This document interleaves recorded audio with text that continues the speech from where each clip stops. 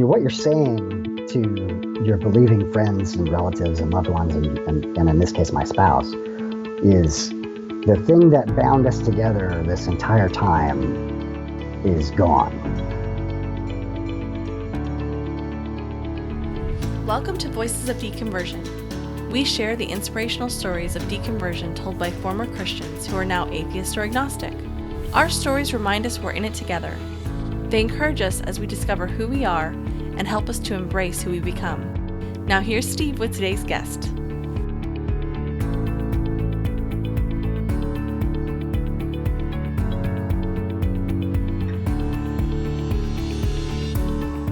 Welcome back for episode 27, part 2. This is the second half of my conversation with David Ames, the Graceful Atheist. To hear the first half of David's story, be sure to check out part 1 from last week. In this week's episode, David describes the moment when he realized he wasn't a Christian anymore. He also describes how he told his wife, who is still a Christian today. He has some really great things to say about doubt and the secular line of thinking throughout history.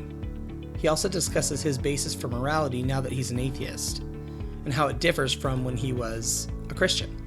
And finally, we get into how important community is and not feeling alone when you're deconverting. It was really a wonderful discussion. And a quick note, I apologize for my voice. I've had a cold the last week. You could hear it coming on in the intro to last week's episode, and I still haven't quite kicked it, but it's a heck of a lot better than it was a couple days ago, so I'm on the tail end of it, but I apologize if my voice sounds kind of weird. And without further ado, here's the second half of my conversation with David Ames.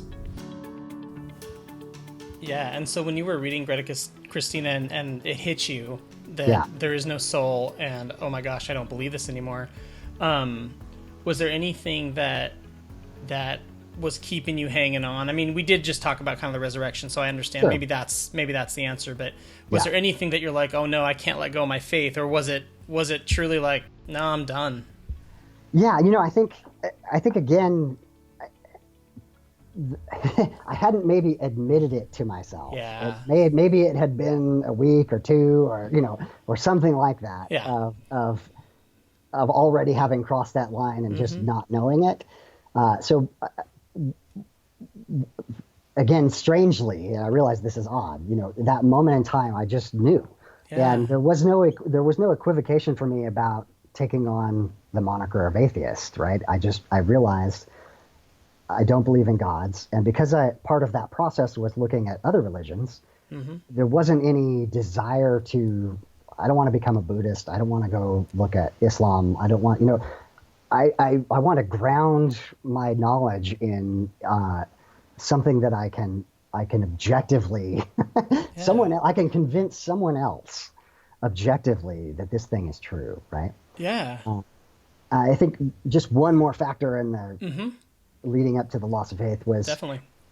I was also asking myself, how does an honest seeker decide between competing faith positions, whether is Mormonism correct or is evangelicalism correct, or in evangelicalism is Pentecostalism, speaking in tongues, correct, or what have you, right? How can you make a decision between competing dogmas if you're all using the same Bible?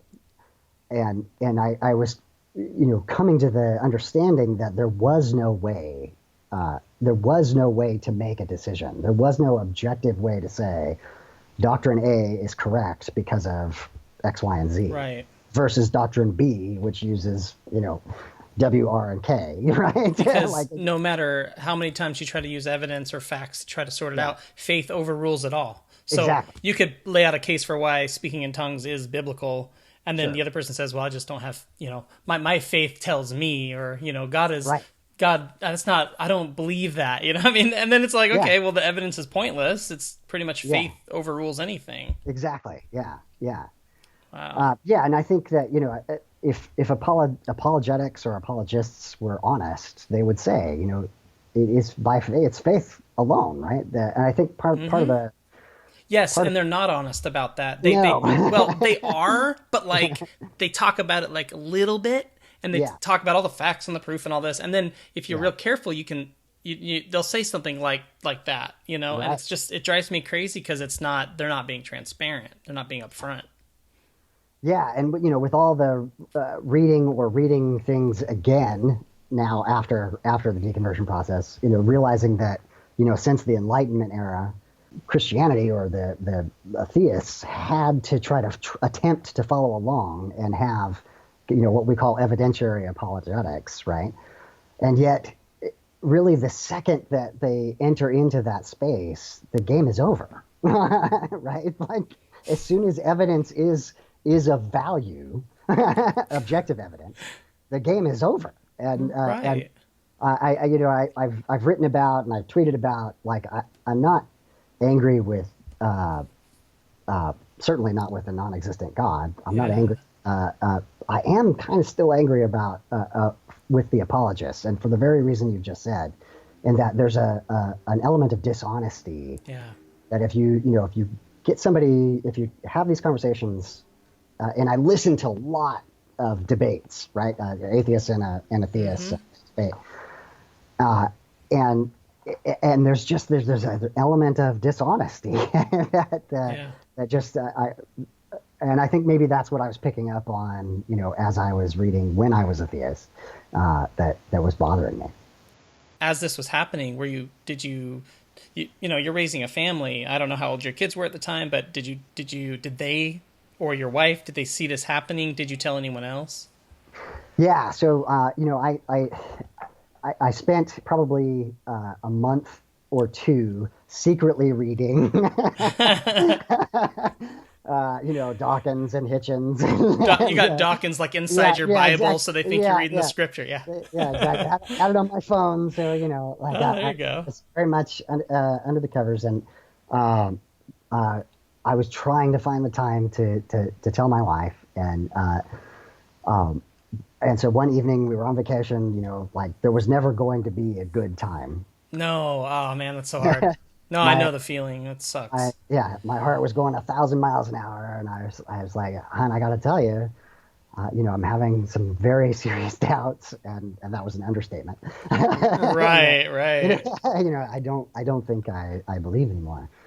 And to her great credit, because what you're saying to your believing friends and relatives and loved ones, and in this case my spouse, is the thing that bound us together this entire time is gone.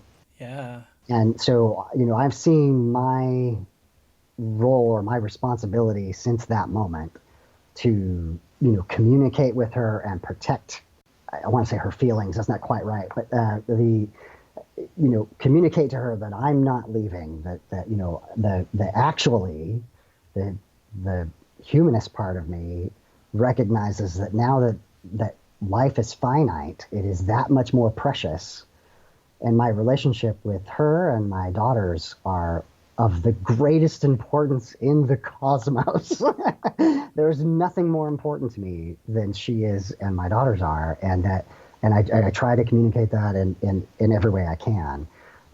There are definitely still difficult times. There's times where we argue, and I know that I've stuck a knife in her heart, and there's nothing I can do about that. All I can do is try to love her through the process. When you were Christians, you were both burnt out with whatever the ministry was that you were each involved in. So you're kind of on the same page there. So she seems to me open to like the dialogue and kind of talking and stuff. That's just the impression I got. How about now? Or, is this something that is something that you guys can discuss from time to time, or is it?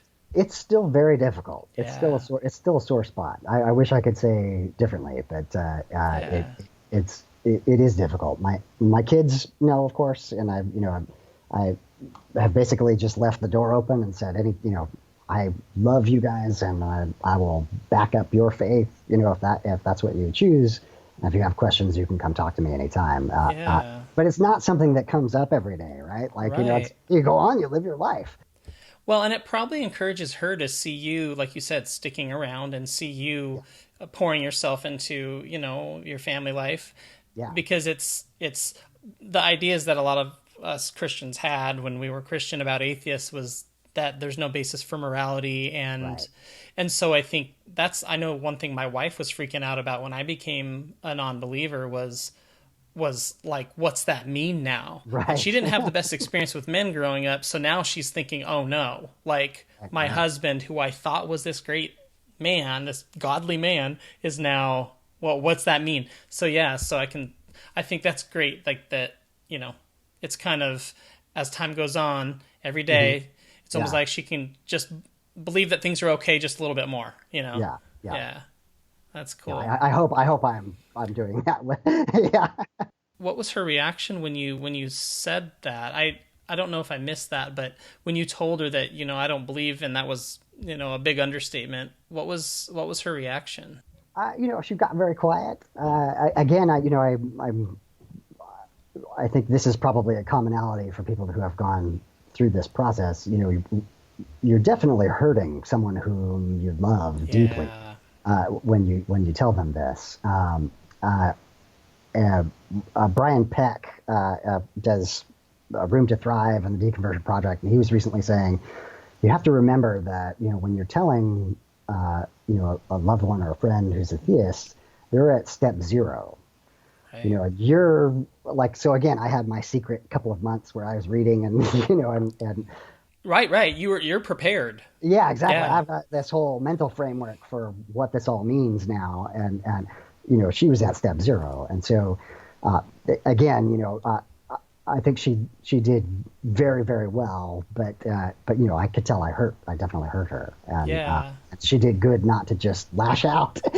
Yeah. So, no, there's a lot of credit that on her, and just for being as patient as she's been, and in like you said, for the believer, that's just so hard for them to hear those words. And I heard it was the Everyone's Agnostic podcast. He was saying that this is a while ago, but he was saying when you're telling someone that you don't believe in God, that you're an atheist, and they're a believer, you're basically telling them that, like, the very thing that gives their life meaning, you don't think it's real. Exactly. It was something like that. I mean, I've gotten it perfect, but that's how significant it is, and how big a blow it is to the Christian spouse, or in my case, my mom, when I was telling her that I wasn't a believer. Right. It's like I'm saying that, I'm questioning, I'm undermining the very meaning, the very thing that gives their life meaning. Yeah. That's the hard part. Definitely. Yeah. And I think there's, if I take it away from the personal story and just say that the very existence of atheists at all, and in particular Christians who have deconverted, right? This is not a lack of knowledge on my part. I understand the gospel, and again, I was evangelistic with it, right? To understand it and then reject it is definitely a deep blow, and it is it's hard not to, just by our very existence, to be offensive to the theist, right? Yeah. And it takes a fair amount of self-reflection on everyone's part to continue the relationships and again have grace with each other. And I'm doing air quotes over grace. No, I think that's important. Yeah. And you can see the importance of being willing to have open discussions and being open to Christians talking about these types of things with us, because they're our spouse, they're our friend, they're our mom, they're our sister, Yeah. Yes. So they're some of the most important people in our life. So yeah. Well, when you think back on gosh, I feel like I'm skipping ahead, or I'm kind of changing course a little bit. Is there anything else that kind of happened around that time that was significant as you're deconverting? Anything else that you want to mention? No, I just think, again, so many times the Christians will say, doubt your doubts. And I feel like, just for those people who might be in the same, in that beginning process, right? Like, I have such a love for doubt now. Yeah. Right. And I don't mean that in the sense of, the Dunning-Kruger effect of, very competent people who feel doubt about their capacities, or maybe women in the work field, or that's not the kind of doubt I mean. If religious doubt where you're saying, this is just not quite right, and I have something that is, tickling the back of my mind, and I shouldn't let that through, or it might lead somewhere I don't want, Right. and I think I gave myself permission to do that, and I encourage others that,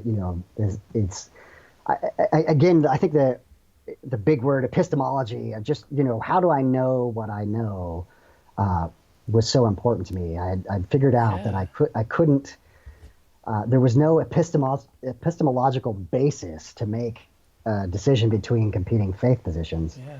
but science and rationality and these things have very strong rules about falsifiability and active, almost an active skepticism. That there's so that what I'm trying to get at here is that the deeper I dug into theology and apologetics and trying to find an objective basis for my faith, the shakier everything got. And contrary to that, like in science, that attitude is encouraged. Be as skeptical as you can be. Right. To talk about apologists again, if an apologist could come up with a theory that supersedes evolution, they would win the Nobel Prize, right? Like, I just don't think they just don't quite get this. Like, Yeah. They think scientists are hard-headed and won't listen. exactly. Yeah. If you have the evidence and the data, and you trip up an existing theory, that will be the greatest scientific story of the decade. Yep. And something like Einstein's theory of relativity. Here's a guy. He comes up with a couple of theories, and it's not till 100 years later that LIGO discovers the gravity waves and proves their existence. Wow. That the theory predicted, right? Science and mathematics predict the future, right? And like even the best parts, give the Bible the best leg to stand on, and it just doesn't hold up. It can't, for example, right, like on morality, right? This is a first century, being in small Israel, right? Kind of a shepherd community morality, and it just doesn't fit into the box of 21st century Western world culture. Right. Right. How do we deal with the incredibly shrinking world that we need to learn how to work with each other, both on a national level and on an individual level, and trying to apply that first century morality to the 21st century world just does not work. No, and it's So not a good idea. something as simple as that, the entire basis for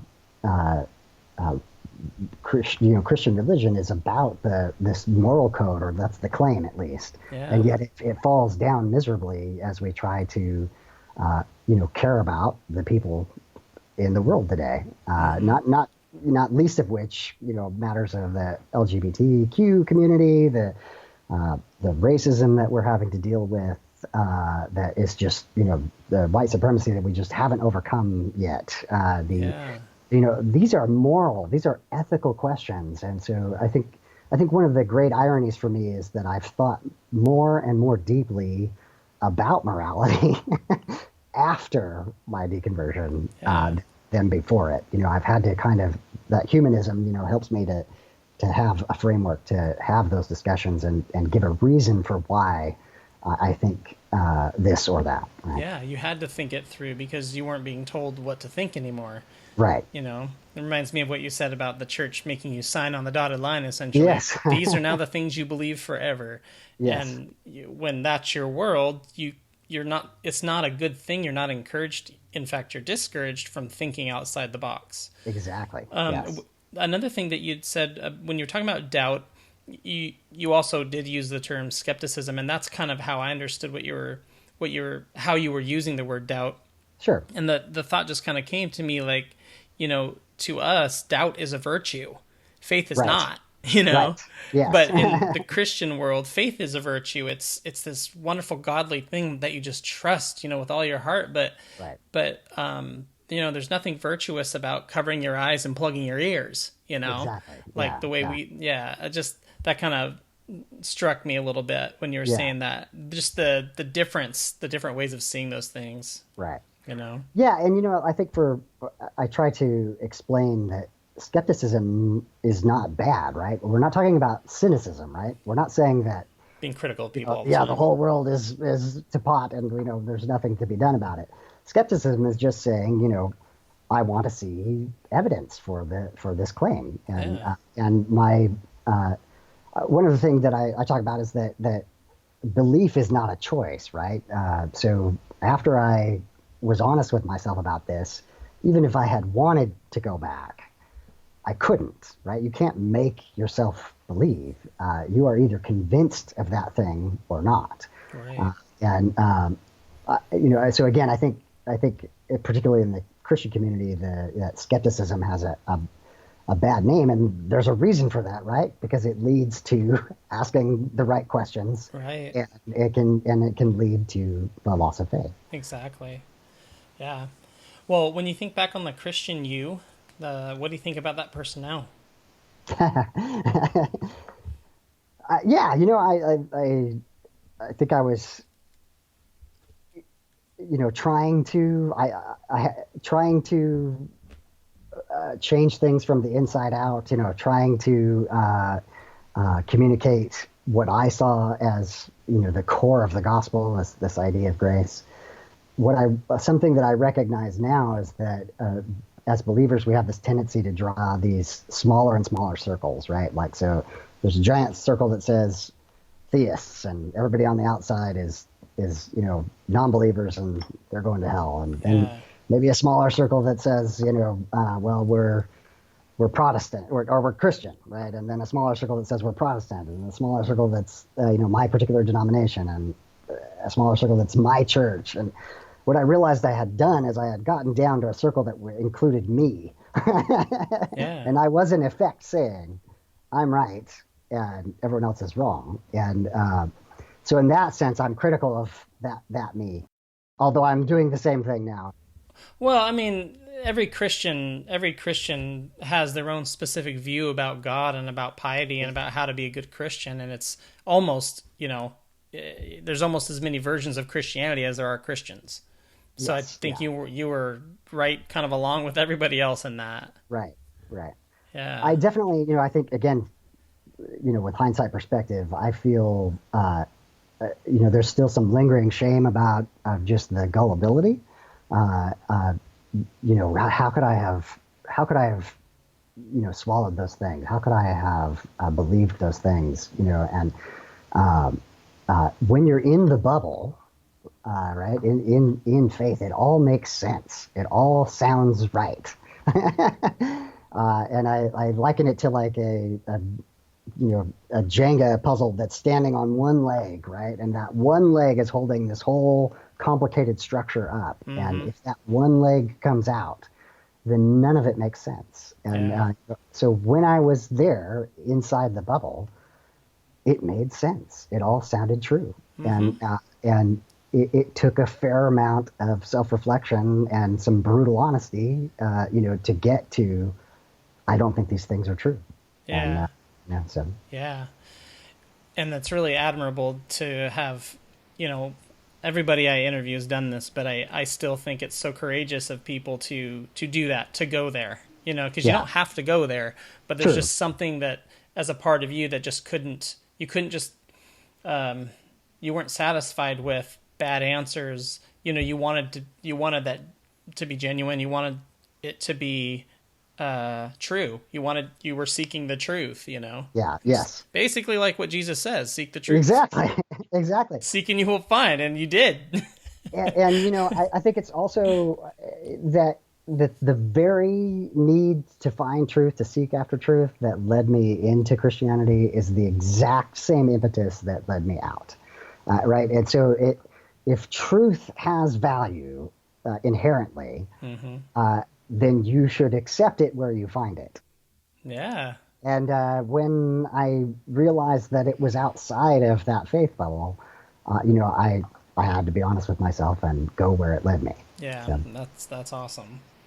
So you've been a non-believer since 2015, so it's not yeah, really been that long at all. I mean, it's only been a it's not couple of only, years. yeah, yeah, it's been a wild ride. Yeah, I'd say, because now you have a blog called the Graceful Atheist. I mean, Yeah, yeah, I mean, it's cool that you're able to transition as quickly as you have. And obviously things aren't always just tidy and neat and all yeah, done. I mean, we still have things that we're working through all the time, but, yes. yeah, that's really quick. So what I was going to ask is, in that short period of time, have you had, uh, any experiences, or have you learned anything that you don't think you would have if you'd stayed a Christian? Oh yeah, I mean, again, just reading. I've got two book recommendations Mm-hmm. that I just, and they're not the ones you expect. One is Jennifer Michael Hecht's Doubt: A History. Ooh. What I loved about this book, it goes through, Greek philosophy. It goes through the Dark Ages in which she travels, kind of around the Mediterranean into the Islamic countries, and just follows this a thread of skepticism and kind of just secular ideals. But what I really loved about it was right when I started the blog, and I felt like, hey, I've got a voice, I've got something to say. I felt like, oh, I've got something original to say. So I read this book and I realize not only are my ideas not original for now, they're not original for 4,000, 5,000 years ago. Oh, that's so funny. And and for me, that was super comforting to realize that, uh, you know, this secular line of thought can be traced throughout history. At any time, there's a push for faith, doubt exists. It's certain to be around the corner. Yeah. And there will be those who have written about it, who have gone through that experience. So people going through that experience now need to know that not only you're not alone today with the people who are secular today, you're not alone through history. There's all these people who have gone before us, and philosophy is riddled with them, right? The Greek, the Romans, what have you, the Enlightenment, Yeah. Europe. There's just so much rich history behind that. So I felt a lot of comfort for that. So I love that. Before you give me your second one, I sure. just I had to comment on that because I just think that's awesome. Uh, what you were saying, like it just resonated with me so much, is that the community that we crave when we deconvert, that we lose, Yeah. that church tradition that people feel so grounded in. What's great about what you're saying is we have that. We have Yeah. that tradition of skepticism and tradition of questioning and doubting and exploring and curiosity. Those are Yeah. such positive, great things, and we Yeah. can feel grounded in that. And like you said, comforted. It makes you feel, uh, it makes you feel comfort. I'm trying to, I don't know, Yeah, I'm not saying definitely. it Yeah. right, but Yeah. Just camaraderie, esprit de corps. Yeah. Just, yeah. connected to history in some Right, you're way. not Yeah. Yeah. only, yeah, connected to history, but then connected to the others around you that are in that community that are, yeah. I just thought that was awesome. So yeah. Anyway, you were going to mention a second. Oh, yeah. Yeah. So the second book, I'm actually halfway through. I'm not done yet. But this is Catherine, I'm probably going to murder her last name, Osment. And it's called Grace Without God. And I feel like this book is super important for the moment in time we're in. Again, mentioning the Pew research about the growth of the nuns, Nones. Mm-hmm. I think you and I are pretty clear on we're skeptics or atheists or secular or what have you. But I think there's Yeah. kind of a huge swath of people that are just kind of floating out there. They don't have a positive belief, but they don't know why, one way or the other. And anyway, I think this book, A Grace Without God, is it's a bit of the answer to now what, and it feels like it's expressing the voice of the nuns. So I can't say enough about it. Again, I'm not done with it yet. I plan on doing a blog review of it when I'm done. But so of course I've read all the the Four Horsemen and lots of other books. But those two have really stuck with me and have and they say something original, right? They say something that is. Not that the others aren't original, but it's not just confirming what I already think now, but adding something to that. Right? Yeah, well, it's unique, and they're different authors that I don't think anyone's mentioned those books before. And I'm familiar with the name Jennifer Michael Hecht. I think it's because Ryan Bell had interviewed her at one point. But yes, that's probably what I've heard. But that book sounds fascinating. I want to read it, and then the other one as well, Grace Without God. That's a great title. Yes, yeah, and Catherine Osmond is talking about, and actually I was surprised by how much I related to her description of kind of growing up as a nominal. Christianity was around, but not serious. Yeah. And in my early childhood, that was my experience, and I really resonated with that in a way I didn't expect. But she's talking about, and this is part of what I mean by secular grace as well, is we have a human need for connectedness. Mm-hmm. And the things that religions have done well is provide community and provide an avenue for that connectedness to take place. And one of the things that makes deconversion difficult is feeling disconnected, you've just lost your entire community. You've lost maybe you've lost friends, maybe you've lost family, hopefully not. But so she's describing this, just eloquently describing that need for connectedness and talking about, some of the, we need ways to express our morality, even ritualistically so sometimes. There's we need to be able to mourn, for the listeners, this is the day after yet another shooting in Texas, and because we seem to lack some national leadership right now, that we need a way to mourn together. We need to, we need a civic, secular way to say, this is too much. We need to do something. And anyway, I feel like this book is tapping into that somehow. I don't know that she's got all the answers. I definitely don't have all the answers, but there's something there, right? Like something deep and profound that we need to discuss more. Yeah, absolutely. Well, when you think back on your entire experience of deconversion, when you think back on it, is there something that you are most proud of? Again, just at the risk of repeating myself, being willing to explore the doubts. I really feel like at some point I decided I need an objective reason to believe this, or it doesn't hold up to scrutiny. And to what degree I was conscious of that, of really making that decision, I don't know. But the way memories work and reflection, that felt like it was really important. And I was on a search for truth. Just recently read an article, and actually Brian Peck is the guy who pointed me at it, but it talks about phases of deconversion. And the author titled one of these phases, "Curiosity Killed the Cat." That's my favorite description of it, right?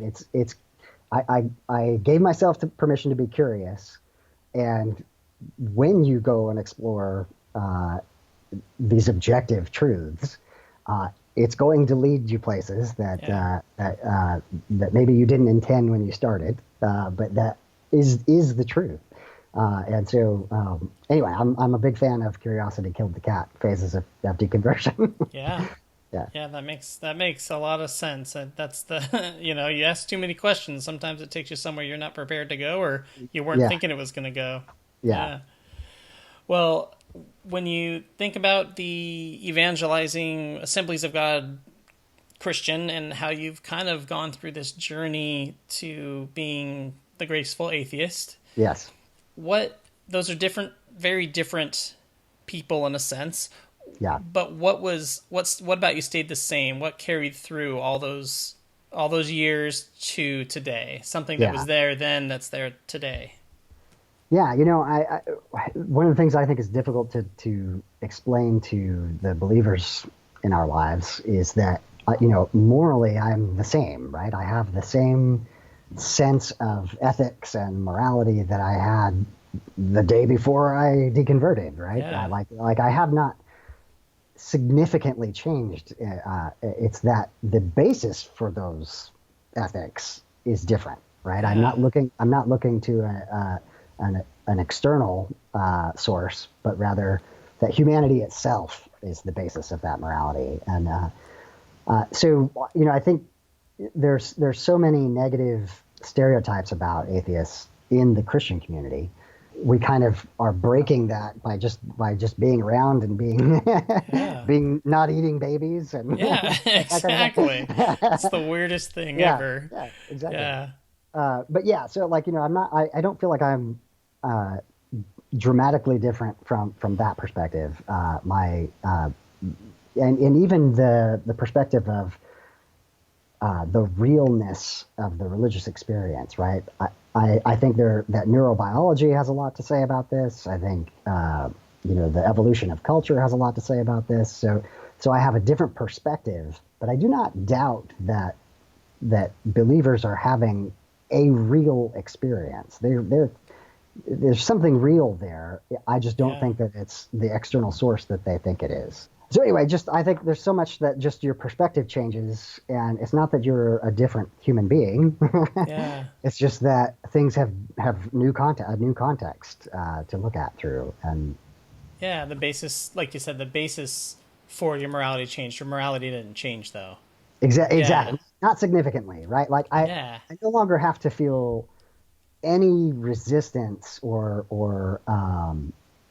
it's not quite the right word, but no hesitation. That's the right word. To wide open embrace the LGBTQ community, or people of a different faith or what have you. Like all of that resistance is gone. So in that sense, I feel like it's progressive, right? It's a forward where I don't have to justify in my head. Well, there's this one verse that kind of gives me, you know what I mean? Right. Justification needed. This person is a human being and they have value.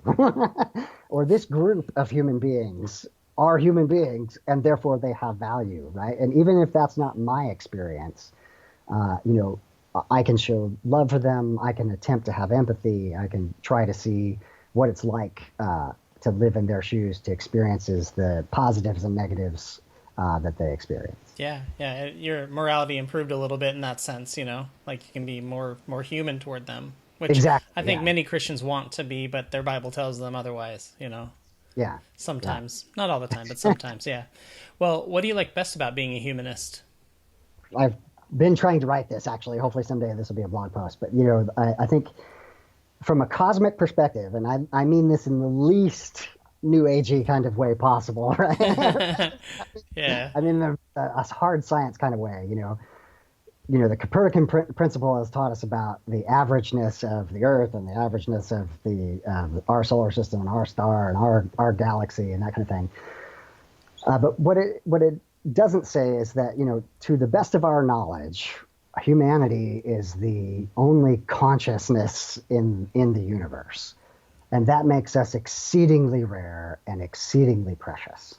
Yeah. And so that even if an individual were stuck on a desert island by themselves, isolated, thinking their thoughts, that conscious being would be so rare and precious and valuable just because of we are the cosmos aware of itself, right? Yeah. But most people are not isolated. They're not alone. We have the opportunity to connect with one another, and we the preciousness of consciousness. And I experienced this becoming a parent. Right, you have this baby, and in the beginning they can barely, burble and make strange noises, and one day they smile at you, and you're just your heart melts and it's the process of watching an autonomous human being grow up. It's just amazing. It is. And so, if I can see that in my daughters, both my daughters, I can apply that same recognition and to recognize and give the dignity of humanity to everyone who I come in contact with. That's what I love humanism. Gosh, I love that. That was so great. And I've heard it before, but when you said the cosmos aware of itself, it just kind of hit me again, like, wow, that's really profound, you know?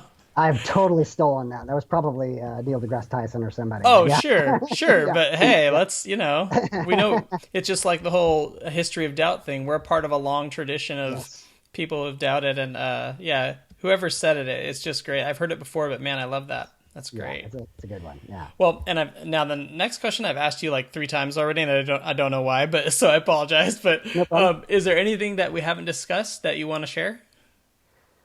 Just again, that I'm interested in trying to come up with some online communities of some kind or another, and so just anyone in your audience who's interested in that can email me.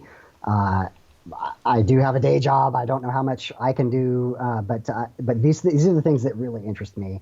And as we've been talking about, the nuns and providing just a way for people to connect through this, especially people going through this deconversion process. I'm really interested in that. Be really interested in other people's ideas, and so that's kind of where my head's at this point. Cool. Well, as you know, I started the podcast for folks who are deconverting.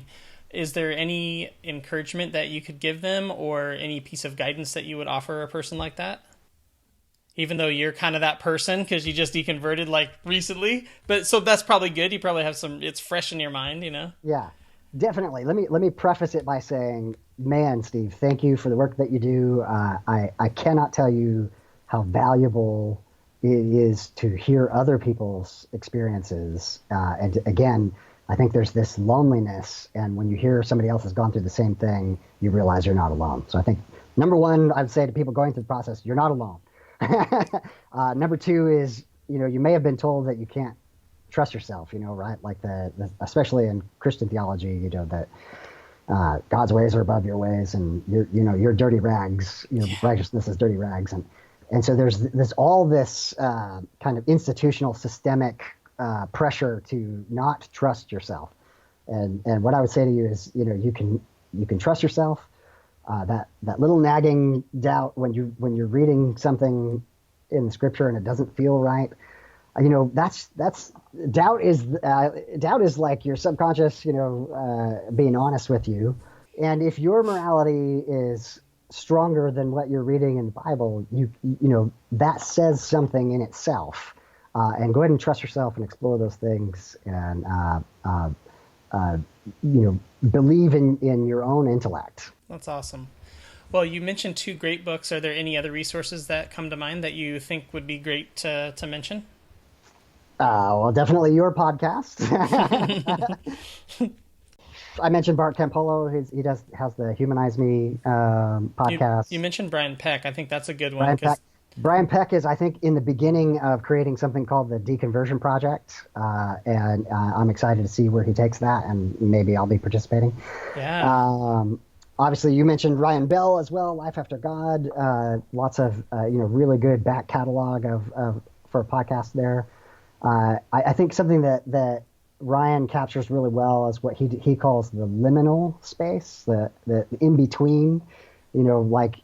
I think, unlike me, where I had kind of really clear delineations, I think lots of people are in between. They don't quite have faith. They don't have faith. Yeah. and kind of exploring that. And I think his podcast is really good for that. Really, again, just the books in general on any topic, secular topic. I think for me personally, that's always been meaningful. That here's someone who can articulate what I'm feeling or thinking much better than I can.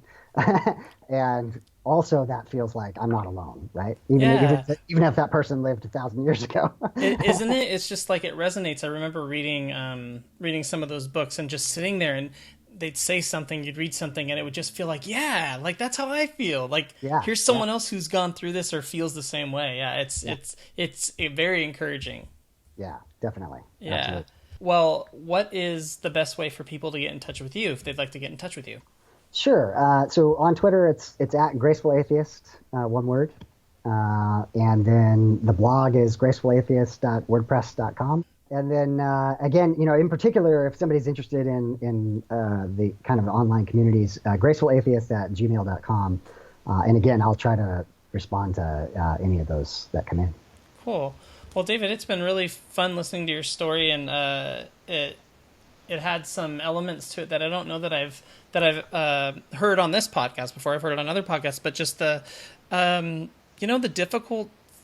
difficulty of navigating relationships when you deconvert, especially when it's with a spouse. That can be, I know others have talked about it, but hearing your story, it just it kind of hits me again, just how difficult that can be. The word's not come to me, but difficult's just the only thing that's coming to my mind. But it's a tough thing to do, and I love the intellectual curiosity and just kind of that determination to seek the truth, no matter what the cost. I really like that, and so it was really fun to hear everything that you shared, and thanks for sharing it. And like you said, these stories can be so encouraging, and you've just told your story, and I hope tons and tons of people hear it because it'll encourage them. So thank you for sharing your story. Well, thank you so much for giving me the opportunity to tell that story. Thanks for listening to Voices of Deconversion. Be sure to join us next time by subscribing to the podcast. If you have a deconversion story you would like to share, email us at steve@vodpodcast.com.